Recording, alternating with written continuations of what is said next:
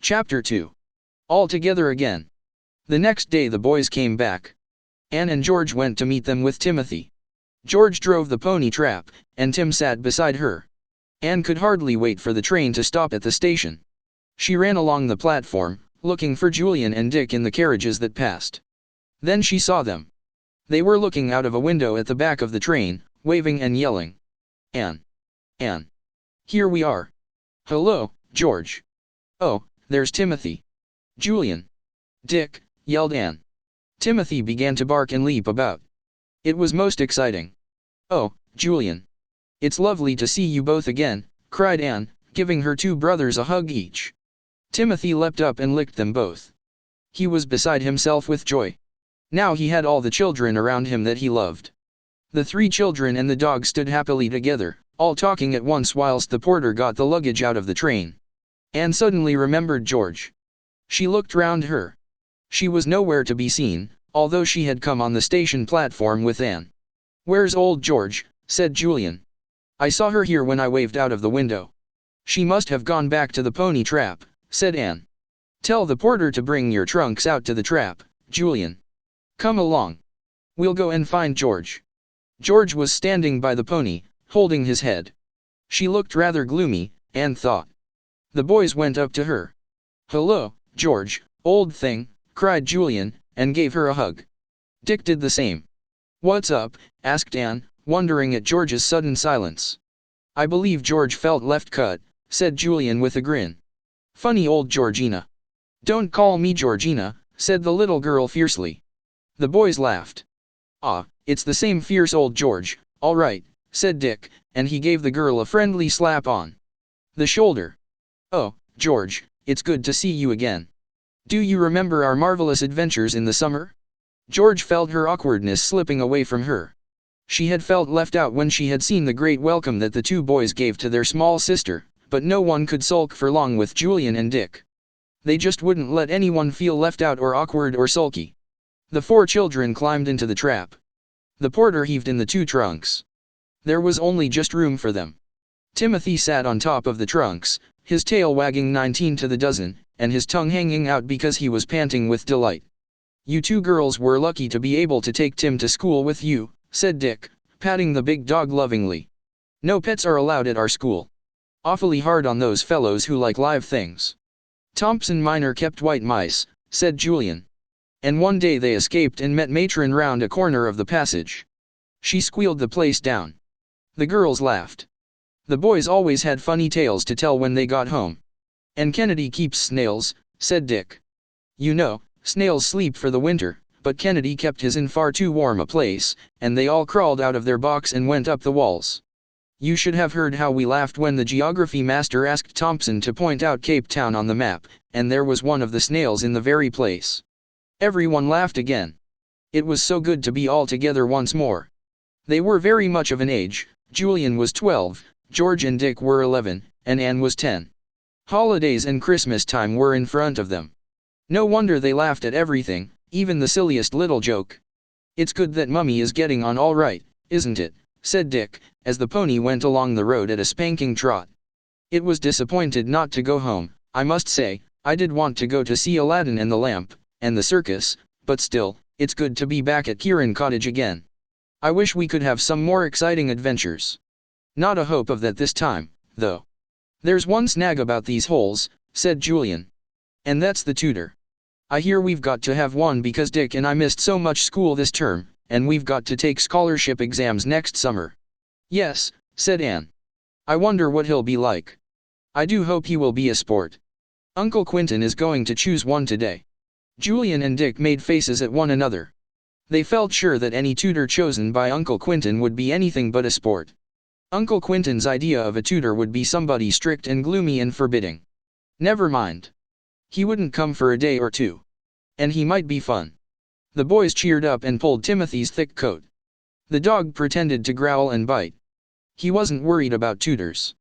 Lucky Timothy. They all arrived at Kirrin Cottage. The boys were really pleased to see their aunt, and rather relieved when she said that their uncle had not yet come back. "He's gone to see 2 or 3 men who have answered the advertisement for a tutor," she said.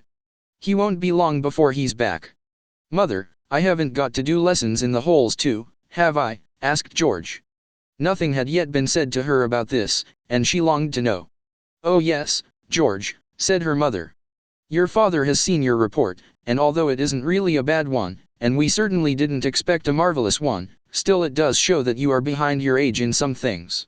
A little extra coaching will soon help you along. George looked gloomy. She had expected this, but it was tiresome all the same. Anne's the only one who won't have to do lessons, she said. I'll do some too, promised Anne. Perhaps not always, George, if it's a very fine day, for instance, but sometimes, just to keep you company.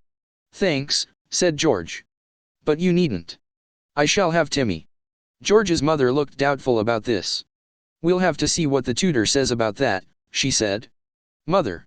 If the tutor says I can't have Timothy in the room, I jolly well won't do holiday lessons, began George, fiercely. Her mother laughed. Well, here's our fierce, hot-tempered George again, she said. Go along, you two boys, and wash your hands and do your hair.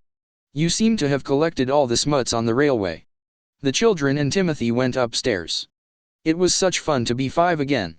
They always counted Tim as one of themselves. He went everywhere with them, and really seemed to understand every single word they said. I wonder what sort of a tutor Uncle Quentin will choose, said Dick, as he scrubbed his nails. If only he would choose the right kind, someone jolly and full of fun, who knows that holiday lessons are sickening to have, and tries to make up for them by being a sport out of lesson time. I suppose we'll have to work every morning. Hurry up. I want my tea, said Julian. Come on down, Dick. We'll know about the tutor soon enough. They all went down together, and sat round the table. Joanna the cook had made a lovely lot of buns and a great big cake. There was not much left of either by the time the 4 children had finished. Uncle Quentin returned just as they were finishing. He seemed rather pleased with himself. He shook hands with the 2 boys and asked them if they had had a good term. Did you get a tutor, Uncle Quentin? Asked Anne, who could see that everyone was simply bursting to know this. Ah, yes, I did, said her uncle. He sat down, whilst Aunt Fanny poured him out a cup of tea. I interviewed 3 applicants, and had almost chosen the last one, when another fellow came in, all in a hurry.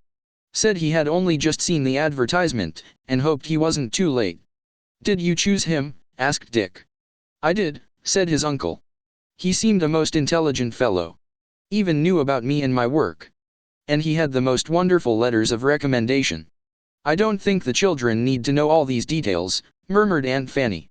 Anyway, you asked him to come. Oh yes, said Uncle Quentin. He's a good bit older than the others, they were rather young fellows, this one seems very responsible and intelligent. I'm sure you'll like him, Fanny. He'll fit in here very well. I feel I would like to have him to talk to me sometimes in the evening. The children couldn't help feeling that the new tutor sounded rather alarming. Their uncle smiled at the gloomy faces. You'll like Mr. Roland, he said. He knows how to handle youngsters, knows he's got to be very firm, and to see that you know a good bit more at the end of the holidays than you did at the beginning. This sounded even more alarming. All 4 children wished heartily that Aunt Fanny had been to choose the tutor, and not Uncle Quentin. When is he coming? Asked George. Tomorrow, said her father. You can all go to meet him at the station. That will be a nice welcome for him. We had thought of taking the bus and going to do a bit of Christmas shopping, said Julian, seeing Anne looked very disappointed. Oh, no, you must certainly go and meet Mr. Roland, said his uncle. I told him you would. And mind you, you 4, no nonsense with him. You've to do as you're told, and you must work hard with him, because your father is paying very high fees for his coaching. I'm paying a third, because I want him to coach George a little too, so George, you must do your best. I'll try, said George. If he's nice, I'll do my very best. You'll do your best whether you think him nice or not, said her father, frowning. He will arrive by the 10:30 train. Be sure to be there in time. I do hope he won't be too strict, said Dick, that evening, when the 5 of them were alone for a minute or two. It's going to spoil the holes, if we have someone down on us all the time. And I do hope he'll like Timothy. George looked up at once. Like Timothy, she said. Of course he'll like Timothy. How couldn't he? Well, your father didn't like Timothy very much last summer, said Dick. I don't see how anyone could dislike darling Tim, but there are people who don't like dogs, you know, George. If Mr. Roland doesn't like Timothy, I'll not do a single thing for him, said George. Not one single thing. She's gone all fierce again, said Dick, with a laugh. My word, the sparks will fly if Mr. Roland dares to dislike our Timothy.